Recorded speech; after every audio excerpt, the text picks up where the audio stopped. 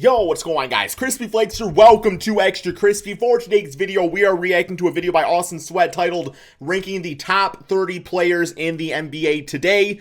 So yeah, man, when it always comes down to these lists, you know, people can be very savage when it comes to dislikes and all that stuff. Like, for me, all I look for is consistency, right? Like, everybody has the right to be entitled to their list and kind of how they see things out there.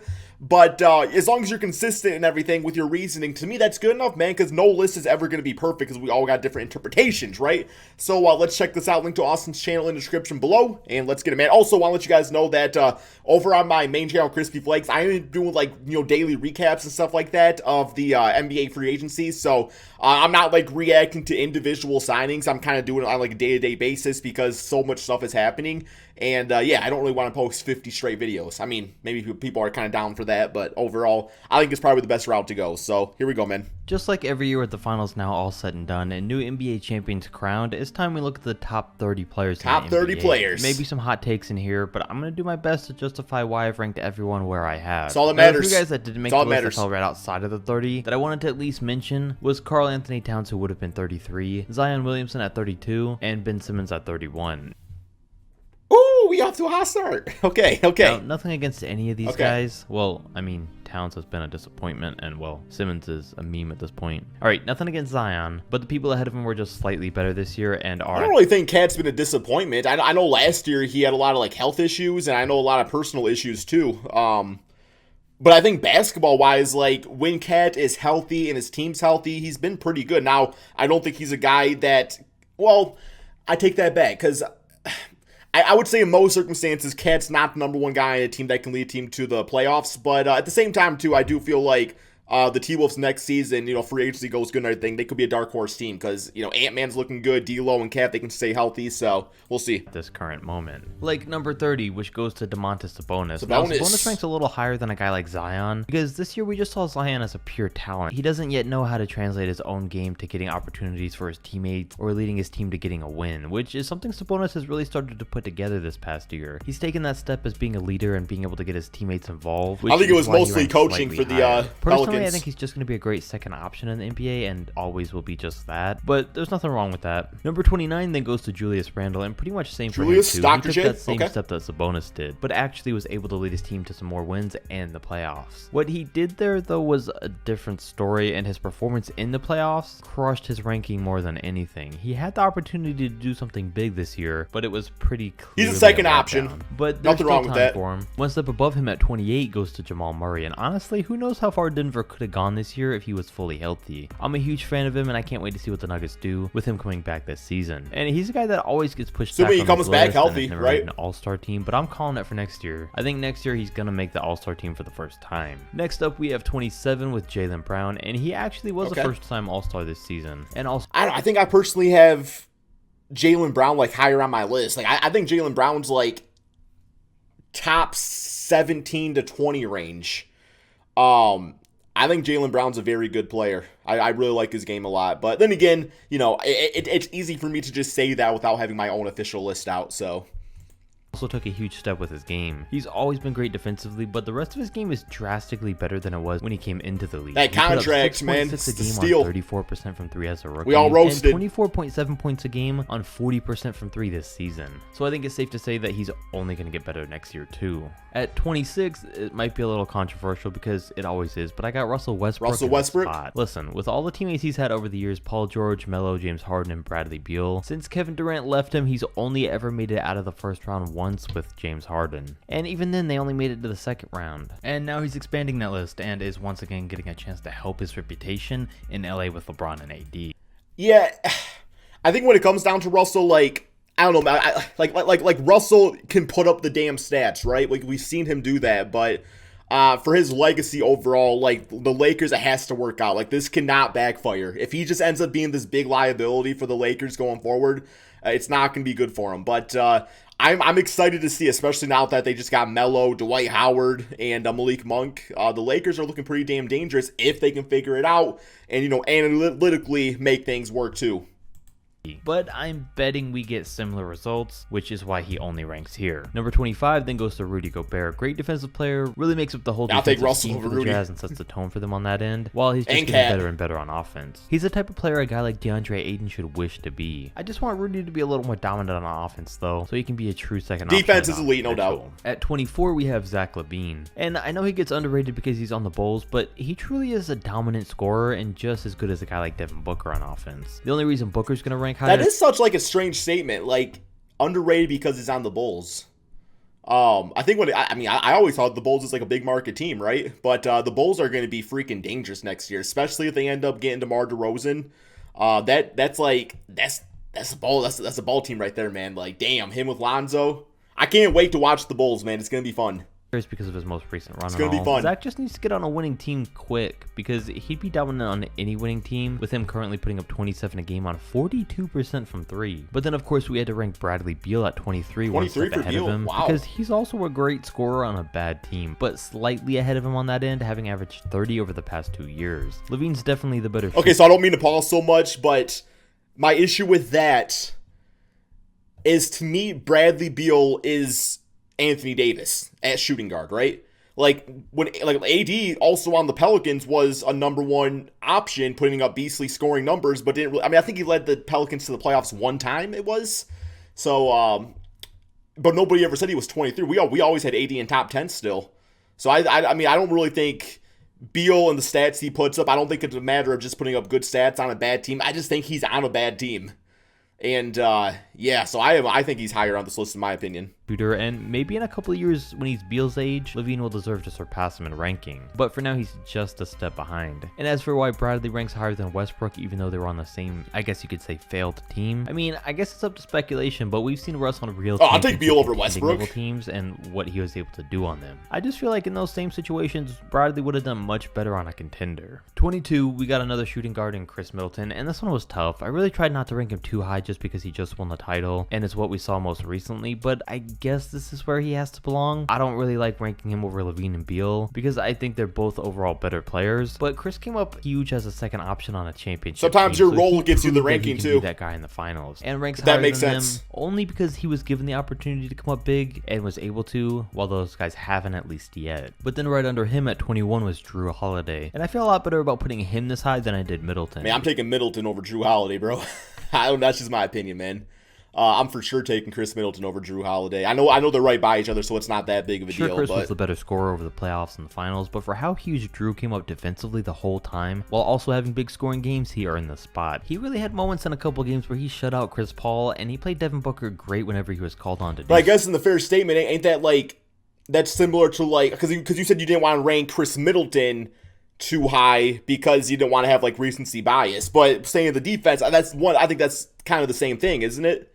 That's no disrespect to Drew Holiday. He's a fantastic player. I think overall grand scheme of things, I'm taking Chris Middleton over Drew Holiday. So, not even to mention, he's never been on a winning team, and the 1 year he was moved to a contender, he was the biggest change that the Bucks made, and it led to them winning the title. Number 20, Klay Thompson. Klay's always been a second option. It's hard to know what Klay's going to be. 2 seasons now since we've gotten to see him play with Steph. Yeah, let's not exactly. forget how good he is. This year without him, we got to see just how different and how much worse Golden State seemed. And with all 3 of their guys coming back this upcoming season, if they go back to being dominant and one of the best teams in the league, it'll show just how important and good he is as a player. Yeah, he'll be higher. We got Jimmy Butler, and he was a weird one to rank. Sure, he makes all his teams better and everything, but he was terrible when they got swept against the Bucks. And I know I said it before, but Jimmy needs a Batman. Now they made the playoffs. He's a lot better as a Robin on any team. If he could find that and get a guy like maybe Bradley Beal to play with in Miami, that would really turn things around. But he's still a top 20 player for sure, and this one bad year in the playoffs isn't the end of the world for him. For 18, it goes to Trae Young, and I don't know how people are going to feel about this one, on if it's too high of a ranking for Trae or not, but I feel good about ranking him here. I get why he caught some heat for playing how he did in the regular season, but seeing just how well his game really translated and how well he performed this entire postseason, Trae's a superstar and he's here to stay. Damn, I'll say top 15. 29-9 and led the way for Atlanta. Even though he's not great defensively, he really is on his way to being a Steve Nash type of player. Sure, his shooting percentages could have been a lot better, but dude's only 22. At number 17, slightly ahead of him, we got Jason Tatum, and not Tatum too much to tops. say about Jason, except he's getting more and more comfortable every year and adding more and I think more Tatum's to top every 13 aspect of his game every season. He's definitely on his way to becoming a real superstar, and with the team Boston's got, expect him to be a contender at a real championship for a long time to come. 16, Paul George. Listen, I'm taking Paul Tatum George did tops an over Paul excellent George. job of redeeming himself this year. He had huge games to finish off the Jazz without Leonard, then took the Suns to 6 games without him by averaging 28, 10, and 5. But let's not forget, he had a lot of bad postseasons too. Gotta see a little bit more from him for him to fully turn around his reputation. For now though, this was the Paul George we needed to always see, and if he continues to play like he did most recently, I could see him getting back into that top 10 conversation. But then the number 15 spot is taken by Donovan Mitchell, and talk about a guy adding more to his game and becoming a superstar. Sure, it was very disappointing how Utah went out after the season that they had, but I think had Mike Conley been healthy, they could have beat the Clippers even if Kawhi Leonard played every game. They got Rudy Gobert now. Donovan personally though, his game took the next step this season, and I think going forward his name's always going to have to be brought in the conversation with the best of the best, even though he somehow didn't even make an All-NBA team this year. Coming in as the 14th best player in the NBA though, it has to go to Chris Paul. I say it every time, but he makes all his teams better, and he took Phoenix from 10th in the West last year to the NBA Finals this year. On top of that, we all know how good he is, so nothing else needs to be said. 13. Yeah, the thing about Chris Paul is you gotta look beyond the stats for his ranking.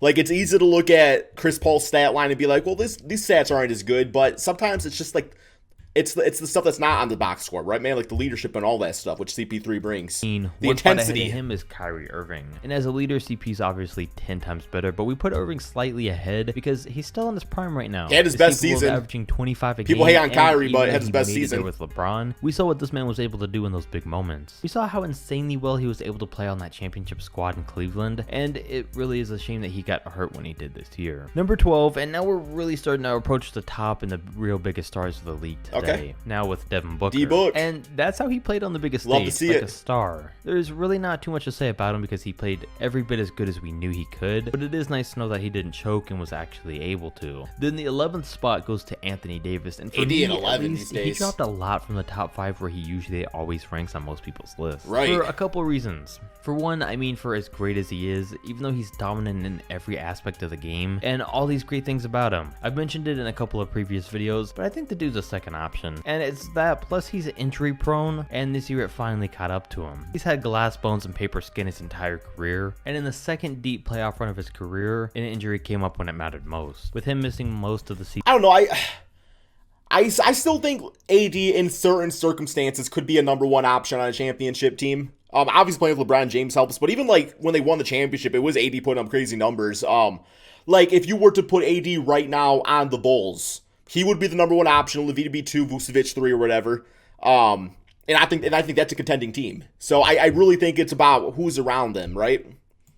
Season and pretty much the whole postseason. But now into the top 10 with Joel Embiid, and it was tricky to rank him ahead of AD, but AD's never been in real MVP talks the way that Embiid was this year. Some would also say that he's injury prone. Was he top 3? Kind of cancel each other out in that aspect, but I've just loved what I've seen from him recently. Top 3 in all voting, he's I mean? a lot more of a go-to first option kind of guy than AD is, at least in my opinion. Number 9, Luka Doncic. Love him or hate him, a lot of people love to hate on him, but he deserves to be in the top 10. They killed him at the Olympics. So far in Dallas with a pretty limited team, pretty much by himself star-wise, because KP has not been that. The dude's been a star his entire life at basketball, and he's going to continue to do so his entire career. He still needs to get a lot better off the ball and getting teammates actually involved in the game, but he's young, he's got time. Number 8, we then have Damian Lillard. And I almost ranked Luka higher, but I couldn't rank him higher than Dame. I mean, I want to after they lost to Denver without Jamal Murray, but you know, we know how good Lillard is. We know the Blazers still need a lot of work, so we know that he gets a pass on this one. For number 7 though, Kawhi Leonard takes it here, and I had Kawhi a lot higher after his he got James Harden, but honestly he's fallen short of expectations ever since then, and it's been pretty disappointing. We haven't really heard much from him, and he hasn't really had any huge moments since he won that title. Don't get me wrong, he's still definitely a top 10 player and still deserves to rank at 7, but that's it. Coming in at the highest I've ever had him ranked, Nikola Jokic is now the 6th best player in the league, in my opinion. MVP. He won his MVP. Teams can't stop him no matter how much they try, and he makes the Nuggets one of the best teams in the league every season. Then at 5 we have James Harden, and I wanted to rank him higher, but just couldn't, and you'll see why soon. soon. But it would have been I think hard to 5's argue fine. if I did, based on just how much he carried the Nets on his back with KD and Kyrie out a lot of this year. The biggest disappointment of the season was that every single team in the playoffs had a major injury to their team, but none of this postseason's injuries were more disappointing than James Harden having to pretty much miss the entire thing, because even though he played, he wasn't himself. At 4, it should be obvious that we had to give it to Giannis. Now, let's get it straight. From the start, the Suns were a terrible matchup for... I mean, that's my thing about this circumstance. Like multiple MVP, Finals MVP. It's titled ranking the top 30 players in the NBA today. So when I think of today, I don't look at entire careers and stuff. Although I guess by saying MVP, that is looking at seasons past. But even like Finals MVP, I think right now in today's NBA, and maybe it is probably recency bias, but the guy won the damn championship, Finals MVP. I got Giannis number 1 right now. And like I said, a list can forever be changed. But damn, Finals MVP, I got him number 1, man. For Giannis. Before the series even started, it was clear that they had no one that was going to be able to stop him. Crowder was too small and Aiden was too slow. There is nobody else in the NBA that could have put on a performance like Giannis did in the way he carried his team, especially after like the injuries and stuff, man. Like that final game performance, that was like an all-time great. Like that was just some bitch-ass Disney World magic type of stuff, okay? It really was. We saw. And he dominated because of it. Had some legendary performances and really took his name to the next level by winning his championship, which was also a reason I had to rank him over Harden. Even though he won 1 though, don't let that make you think that he would rank higher than Steph Curry, who comes in at number 3. Still has 2 MVPs, still has 3 championships, has had a couple of terrible years Finals MVPs recently because of injuries, but he's still without a doubt a top 3 player in the NBA. Then number 2 goes to Kevin Durant, and I know, I want to rank him at 1. I truly think he deserves to be at number 1. That 49-point game against the Bucks and those other big moments say so too. But when I've not ranked LeBron at 1, I've ended up regretting it. I'm just going to keep it this way for now to play it safe, and we'll reevaluate next year if needed. I just don't know, man. Honestly, LeBron looked terrible after AD went out with that injury. He gave up, and it was hard to watch. But like I said, you guys let me know in the comment section below, what is your criteria for being the number 1 greatest player in the NBA? Because there is kind of 2 arguments that I made against myself in this. So like, because I've been saying that I don't think LeBron is the number 1 guy in the NBA anymore. And you got people agreeing with me. You got people that disagree, which is how lists go in general. But also, I guess you got to look at it from the mindset. I did say with CP3 that stats are a thing, but they don't totally matter because you look at the extra stuff. And LeBron James, he does have like just that LeBron James factor with him just being on your team. In most cases, you're going to be a championship contender. But then I look at him like compared to like Giannis and stuff like that, man. I'm just like LeBron don't put up the numbers that Giannis does anymore. So I think it's just one of those things where it's tough to maybe accept with LeBron James, because he's just always been the number 1 guy, since he's been in the NBA. So you've always just LeBron number 1. And maybe it just leaves like a sour taste in your mouth saying that he's not number 1 anymore. So I don't know what you guys all think about this list, man. Let me know in the comment section below. As I say with all these lists, mine probably looks different, but as long as you can defend yourself and this is how you view basketball, like, you're entitled to your opinion. There's nothing wrong with that, man. That's why I love, reacting to these type of videos and stuff. So that's all we got, guys. Thank you all so much for watching, and peace out, my friends.